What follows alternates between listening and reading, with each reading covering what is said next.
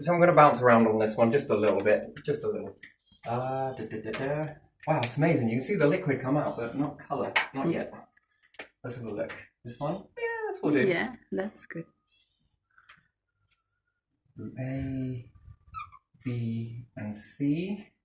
So if we do these in a different color, these are bacteria. Yeah. Meant to be, right? So we're just going to do it like this, and each one is a mutation from the other. And we got red. Hopefully they're all coming out nicely. Okay, so when bacteria starts, given it's got a timeline, yes?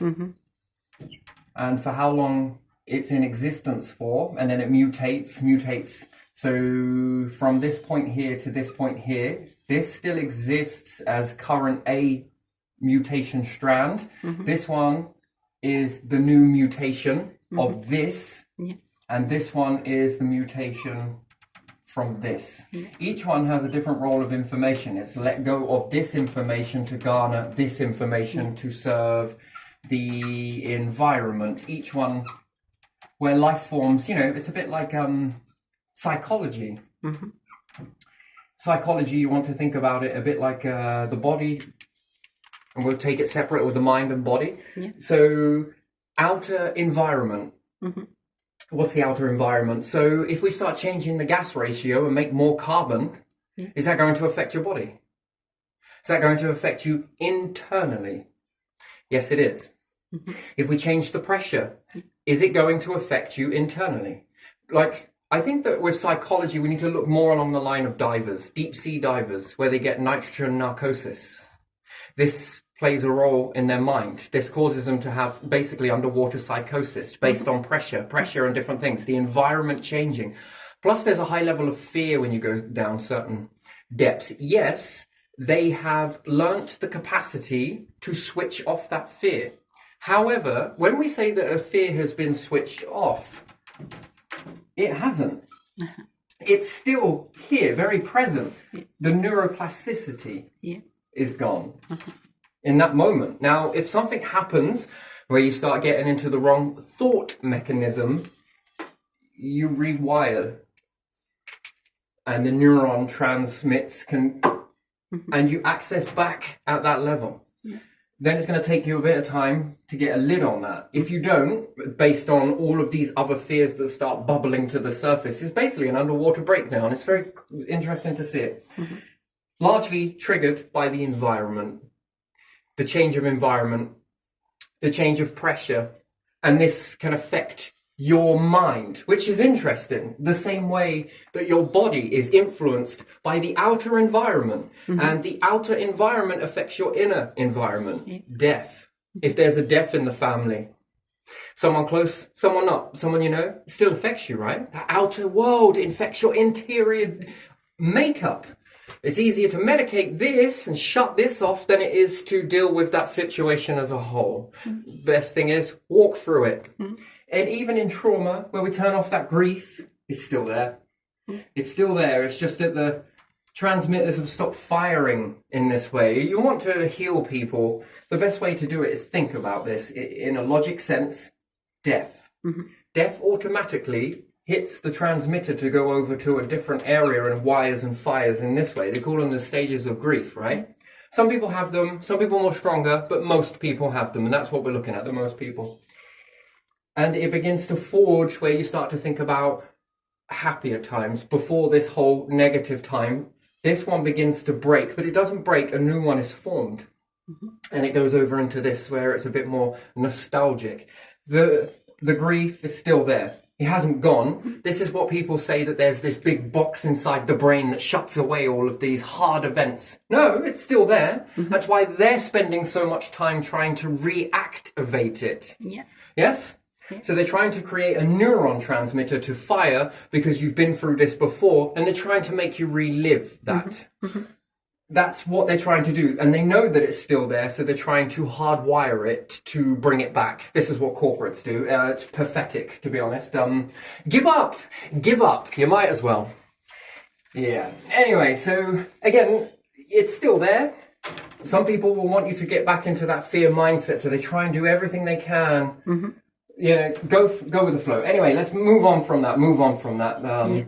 every time that happens, it is going to elevate me. I've been taking a little bit of a break, as I do now and then, and I have been breaking, and I like it. It's beautiful. And I'm going to take a little bit more. I think I'm going to have it for a bit. Now, we're talking about bacteria and mutations, right? Each one is a mutation, but it let go of the last in order to gain a new bit of information from the outer environment. Yeah. And the environment is going to shape these bacteria. This is your start point. Now, we're going to look at this as cloning. Cloning with mutations. Mutations meaning information. And this is going to clone, mutate, and create more clones, mutate, clone, mutate. Each one is less let go of the last. It no longer needs to hold that information because this stuff there's new stuff to be dealing with that's in front of us. Now, as this is all separate, we could say that this is a variable 2, and we could say that this is variable 1, and this will be a variable 3. Yeah. Now, that's dividing, which is very interesting. Nice. It's very interesting. But the information is different. Now, if I take all of these, and a bit like hydrogen, 2 hydrogen make helium, and I start taking these and slamming them together, all with the exception of the first version, which is A, we did in blue, and I keep those ones in a ship somewhere. And I keep version A in a ship as a starting point. So the start on ship, and they're going to stay there. They're going to be met with an environment where they can no longer learn anything. So we're going to call that sterile. We're going to call that a sterile environment where the information keeps them happily in this state. How do I keep them in that state? By withdrawing the rest of the environment. No more environmental changes taking place. No more mutations are going to happen on here. Guaranteed, calculatable, that these are going to keep on, they're going to grow to the circumference of their biome, and they're not going to mutate with anything. Why? Because they're in a sterile environment. They are in a fish tank, Immune 3000. They're being fed what they need to stay in that. And the information that comes in is the same food source. Outcome is they're going to be the same life form that I put in there. These ones, however, these ones are being met with information from different planets. Learning all of these different mutations. I watch, I collect, I take, and I've now got these different variations. They're very different, but their start point was here. Now, I understand that that is defusing. Cloning, in one way to put it. And I'm fascinated with it. I also then look at the universe and think, well, we obviously got things coming together to make a new form, which is information, memory holding.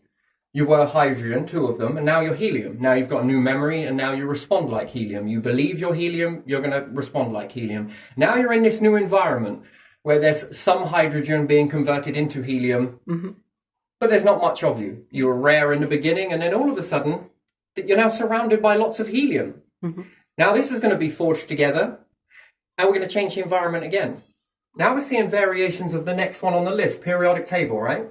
Periodic table works for minds. Periodic table works for everything, and it doesn't have to work just for the star. Apply it to everything. Humans, life forms, bacteria, whoa. And we look at the universe as well, and we see stars defusing this. I'm going to reverse you from this in the reverse factor that we start with I, and I'm going to reverse this and change your environment. The environment changes, and then we're left with this expansion. Contraction, expansion, contraction, expansion. It's like breathing. The universe is breathing. Medium in the middle. It ain't heaven and it ain't hell. It's the bit in the middle. Okay, heaven, too much on one side. Hell, too much on the other side. Medium. Happy medium. Like that. Anyway, so take these pieces of bacteria, and now I've been studying the universe, and now I've made contraptions that mimic the universe, and now I'm going to push all of these together. I'm going to fuse these back together.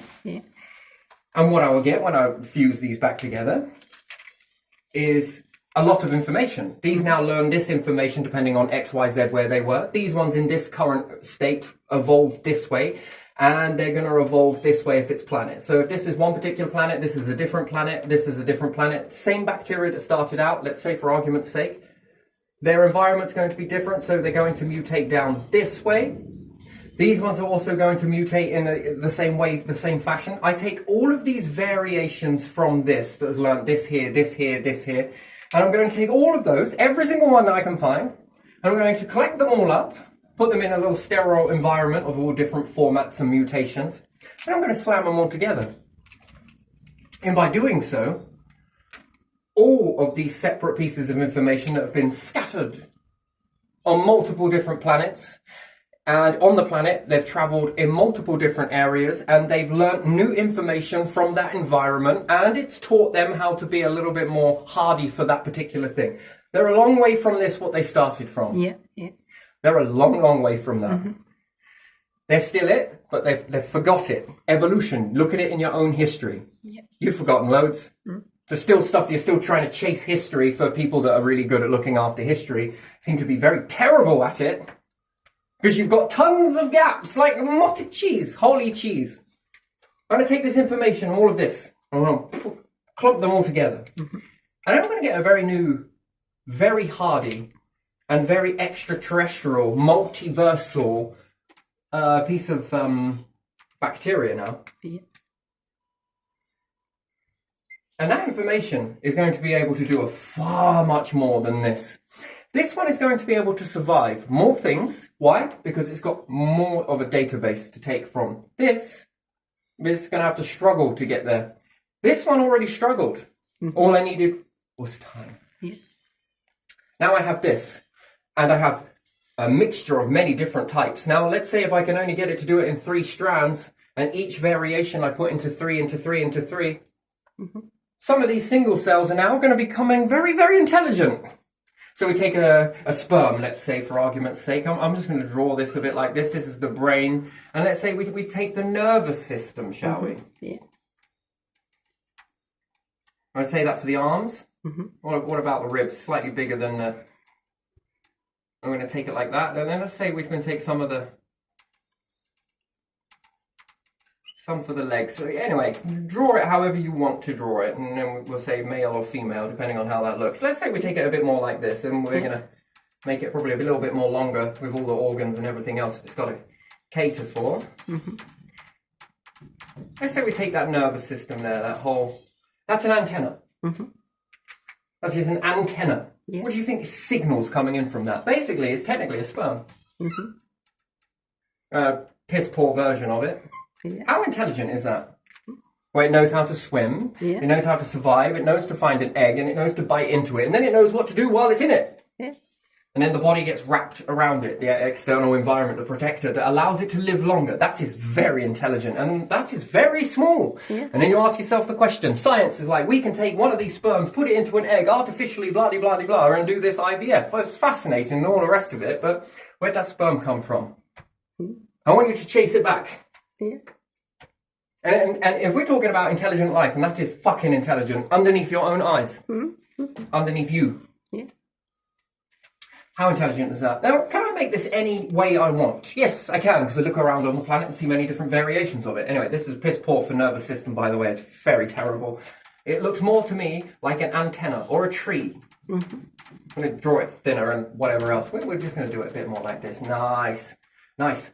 Do you think that this nerve is for what? You to feel pain? For you to know not to touch something? That's bollocks, because you can override it. No. There's signal. That's a signal that comes in. And your body is the antenna. Yeah. Do you ever wonder why some stand this way while looking up? Do you even know what that is? You're absorbing it. And you would class it as normal because it's just everyday noise. All this noise is just going on, it's static, you'll give it a label and then believe that label. Are you sure? Are you really sure that that is what that is? That it isn't a signal? It isn't a vibration, and the planet feels it too. The planet also operates on a signal. A signal comes in. That is interesting. That is very interesting. Anyway, so moving back to this. And then if I collect this, I now have a different variation, which I will keep in this very torpor stage, this bacteria. And again, you can then see how something so small is so intelligent.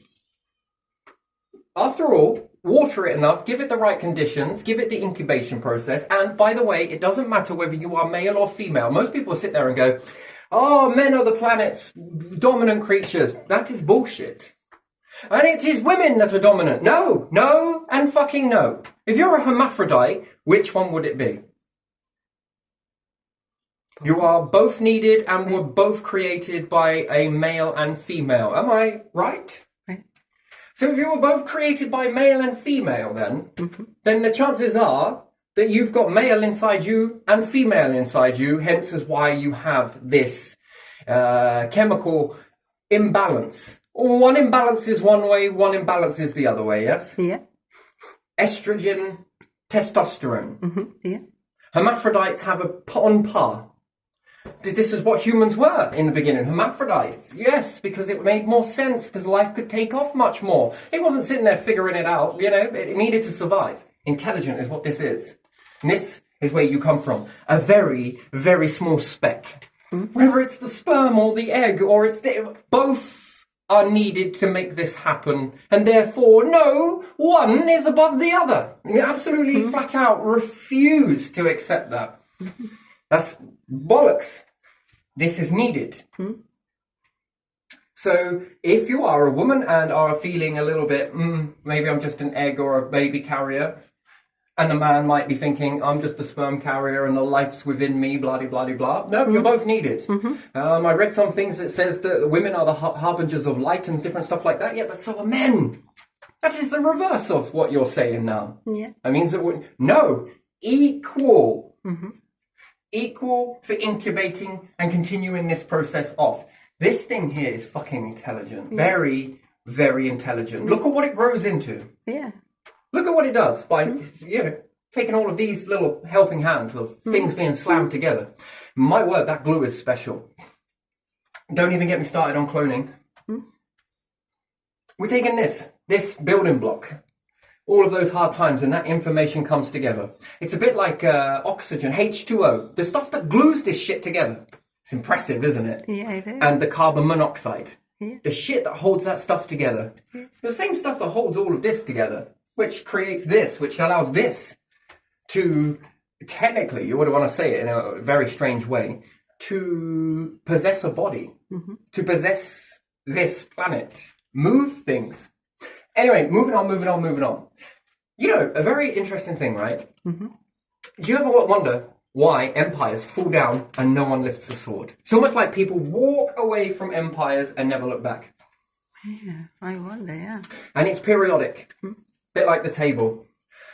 Cloning in this same way is have one of these humans over there with life forms, over there with life forms, over there with life forms. The life forms themselves. If we made a time machine, I'm going to really speed this up. If we made a time machine and went back to the ancient times of Egyptians and be like, yo, you want to tell us how you did all of this? They're going to tell you to go and take a hike. There's no way they're going to teach you any of this shit or tell you any of it, and they'll lie to you anyway. That's guaranteed. Best way to do it? Well, if you could artificially inseminate intelligence into their lineage, and they grew a pharaoh, and when they died, all of that information came back to them, which wouldn't be when they died, but still, nothing truly does die. Non-existence is non-existence, but you'll go off to exist in something a bit more of a safer format. You like all of that explosion? I think a star would do you fine.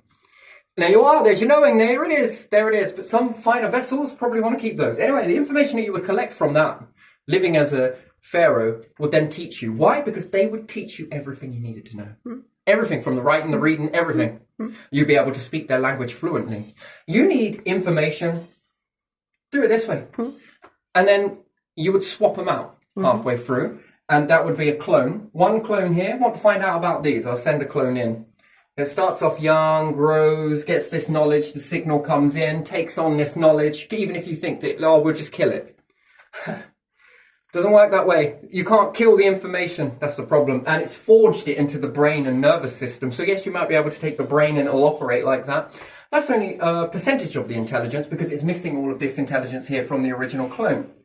Switch it out, fuse them together, and what have you got? Knowledge of what? These life forms and why they did this and how they did it and how it came. You can re-pick apart any life form you want. Alien invasion, you know, coming across other life forms, the first thing it is threat.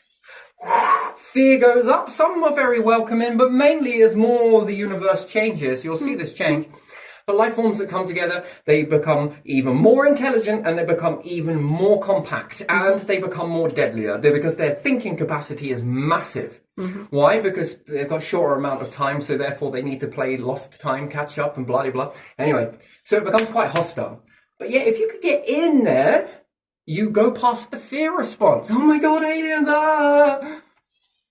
But you learn a lot from them. You know, you're not going to do anything, but if they ever decided to rock and roll, the best infiltration is that. And even if you killed it, and what? What are you going to do? Kill all of your bloodline? Everywhere, every single one, people are going to stop having kids? Wow, that's fucking dumb, isn't it? Do you understand how potently powerful that really is? And you can gather as much information as you ever need. People will be like, well, it ain't going to happen in my family. I'm a hierarchy family. How do you know some of yours in your hierarchy family are not there to garner information? And they're nothing more that they get switched out and they slam again with their clone. Not enough to know, but their main self that they understand, their main clone with all of that coming together, building that periodic table, that's where all the knowing takes place. And with that knowing, what can they do? Well, they can strategize away from you. How much time? How much time do you need? And you would never know it. And they could even come here and then get you to play this game. No such thing as aliens. No such thing as life forms, right? Anyway, so let's say we take Mercury for quickly. The last one, final one, and I'm closing up. Just for the day. Mercury is not a perfect orbit. Now, I'm going to say Mercury because, you know, relax yourselves. There's a little bit more to this than just Mercury. But still, we're going to use Mercury as the little scapegoat in this one. Let's say Mercury gets closer to the star. And it starts aggravating the star quite a bit. And it causes it to release a lot of high energy charged particles towards the Earth and all of the planets. And the Earth happily gobbles this up. However, it makes things get incredibly hot. The atmosphere begins to puff up. Hiya! The atmosphere begins to puff up, right? Atmosphere starts like this. Then we've got low Earth orbit, Leo, and we have high Earth orbit. Satellites and different things like that. Orbit around here. Low Earth orbit around here. Now, we've got a lot of water on this planet, and it starts to get heated because Mercury is too close to the star, and it's aggravating it. It's causing it to chuck out, and the star is responding to it. It can also pop the star. Never mind that. It won't do it, but let's say it did do it. Loads of these events start happening, and all of this high-charged particles land on the planet. Begin heating things up like microwave, radiation, and everything else like that. It begins to puff up the planet. The water converts into atmosphere. Atmosphere begins to puff up. In the atmosphere, in low Earth orbit, the atmosphere gets so big that the International Space Station now becomes a part of the Earth, and all of the satellites become a part of the Earth's atmosphere and fall to the planet's surface. In this, it starts creating, but under the pressure, there's so much pressure build up on the planet that it starts causing nitrogen narcosis. It causes you to become crazy. Most of the elderly people in this situation will diminish. The next generation will also diminish. Anything that does survive, when that pressure begins to subside after Mercury's done its little round, humans are mental. Not enough to know what they're doing, and not enough to kill them. They'll still eat, they'll still hunt, they'll still fuck. But other than that, all of their intelligence is lost due to the psychosis. That is how life forms walk away from empires. Could be. Planet of water, humans susceptible to pressure. Pressure engages, and again, orbits are not perfect. They're not perfect around the star. Gets too close and it aggravates the star. All of those particles come towards the Earth, puff up the planet, so it starts looking like Jupiter. Anything satellites, they'll all come down. International Space Station, that will come down. And anything that lives in that, anything that doesn't make it to a mountain, and mountains are very small, in order to get away from the pressure, that's when you got a problem. Interesting. Very interesting. Very interesting. And it causes you to go a little bit stir crazy. That is a weird extinction. Remove the memory, remove the information, it plays around with the gases, and this causes you to lose cognitive behavior known as intelligence, and it diminishes it. For a long time, that's how I think individuals walk away from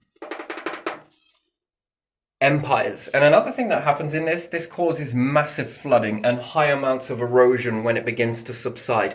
It could even trigger an ice age. That's interesting. Very interesting. For every yin, there's a yang. Get the bit in the middle.